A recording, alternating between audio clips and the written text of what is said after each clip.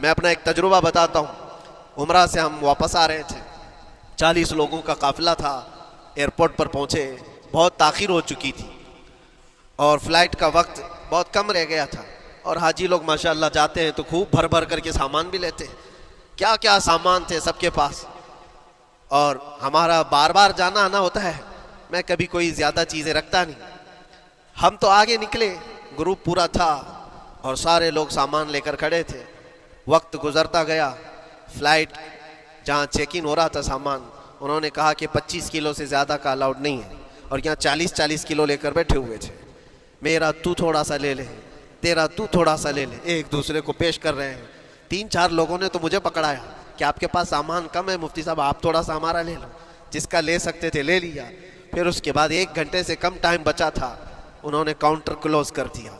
मैंने देखा 20 से 25 हाजी ऐसे हैं जिनका सामान बिखरा हुआ है, और क्या ले जा सकते हैं हाथ में, वो भी 7 किलो 8 किलो इतना ही था। उनकी ख्वाहिशात में देख रहा था। कोई मुसल्ला उठाता है, कोई खजूर उठाता है, कोई कहता है नहीं मेरे बच्चों के लिए खिलौने लिया था इसको ले लेता हूँ।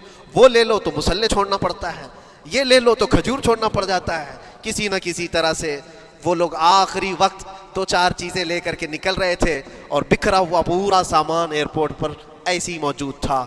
1-2 किलो नहीं, कितने किलो का सामान छोड़ करके यूं ही आना पड़ा।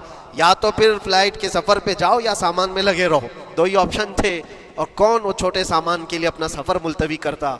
वापस आए, हसरत भरी निगाहों से देखते रहे अपने सामान को, और फिर अंदर आकर जब बैठे मेरे जहन में ये बात गूंजने लगी, यही हालत होती होगी जब इंसान दुनिया से जा रहा होता है, जब यहाँ से रुखसती का वक्त आता है और मलकुल मौत सर पर आकर खड़ा हो जाता है। रूह निकलने के लिए भी थोड़ा सा वक्त बाकी है, बस मिनटों में भी नहीं रह गया।